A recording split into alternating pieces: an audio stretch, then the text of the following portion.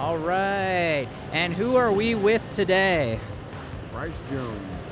And Price Jones, what is your business that you're affiliated with? We are Dead End Hill.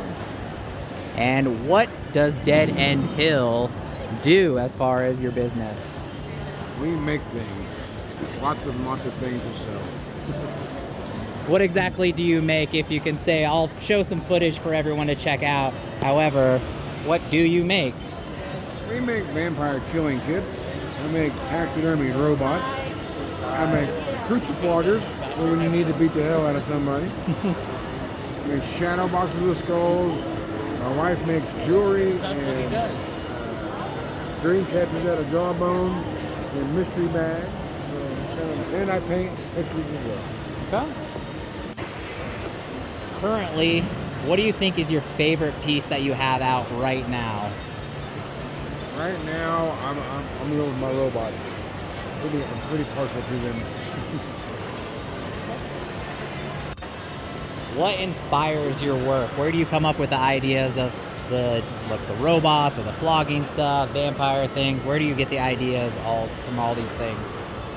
The robots, I don't know, I was just looking for something. Everybody here, like so many people here sell taxidermy at these shows. And I was like, I wanted my own version of that. But I don't want to do animals, but everybody else does. So I don't know why. The robots popped in my head. I don't know why, but they did, and I really like making them.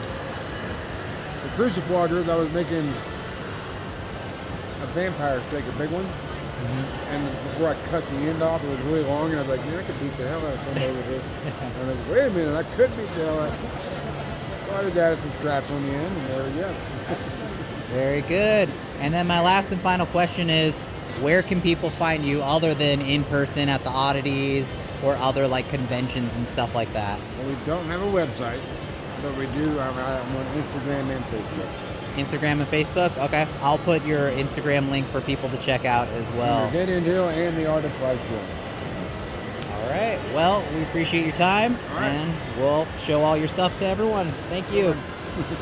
And who are we currently speaking with today? Andrew Swartz of Skull Garden. Skull Garden is your business name, correct? Yeah. What is your art? What do you do for art in general? I do acrylic and colored pencil paintings on wood. I do gourd sculptures, and I don't know. I just do whatever I feel like doing. I don't really want to be confined to one genre or one medium. And I see you do have a lot of different mediums and stuff. What really inspires you to come up with these different ideas? Because you have wood pieces, you have other looks like almost like clay looking things and all kinds of stuff. So where do these ideas come from or inspire you? Well, with the recent sculptures, I think I just kind of got tired of painting inside the lines. I used to do drawings and then really meticulously layered thin layers of paint and a colored pencil and things like that. And I think that's my more popular work, but it really did kind of start feeling like painting inside the lines, and I kept trying to get a couple of ideas out and they just weren't working. And then I don't know, it clicked one day, and it's because it's not a drawing, it's not a painting, it's a sculpture. And I had no 3D design experience. And I spent the last 3 years, teaching myself the hard way and trying to maybe express those ideas in a different medium to see if it's more successful. I think it has been, and I've definitely learned a lot more about 2D by thinking about things in 3D. I think my 2D art has improved as well. Now, if you could give advice to someone that wants to become an artist or a vendor or this lifestyle, what would be one piece of advice as you would give to that person inspiring to do that? Don't feel like you have to do it full time.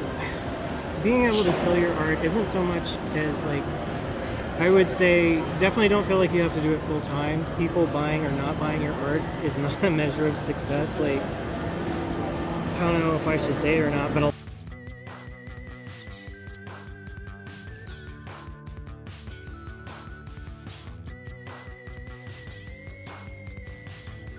All right, who are we with today? Hi, my name is Cecilia Wilkin, and I am the artist with Cecilia Wilkin Fine Art here at Oddities and Curiosities Expo. And what is it that you do as far as your art and craft?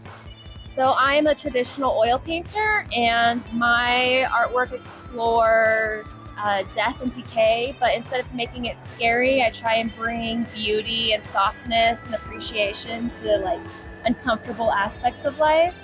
Yeah, that's kind of what I do. What is your current favorite piece that you have out right now, or I guess even done in the past that may or may not be here? Okay, so I would say that my favorite piece that I have with me today would be my owl piece right here. Very lovely. And is there any like specific meaning that you have behind this owl piece?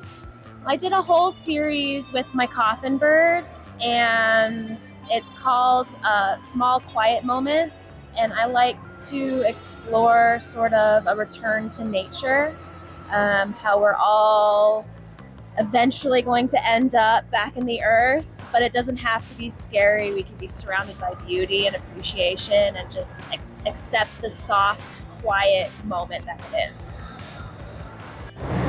If you could give a piece of advice to someone that's like just starting out to become like an artist or a vendor or want to do this lifestyle, what's like one piece of advice that you would give them?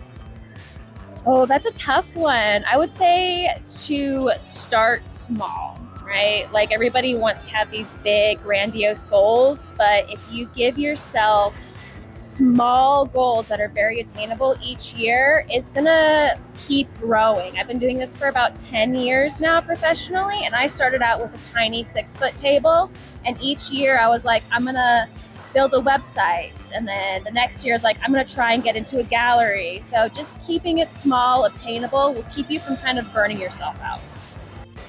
And then any final remarks before I ask what your socials are and stuff like that? Do you have any last? And then you can tell people where people can find you and all that. I would just say to give yourself grace right now during these times. You know, connect with people, connect with your tribe. Don't seclude yourself. It's really easy to do that. I think fall into like that sort of like doom scrolling mindsets, but just be patient with yourself and with society as a whole. I think that will come around eventually. Yeah. Okay, and where can people find you? My Instagram is yellow.bird.art. My website is ceciliawilkin.com, and those are pretty much my main ones that I focus on. So, and then you can find me at Oddities and Curiosities in the cities that I'm in. Sweet. Well, thank you for your time.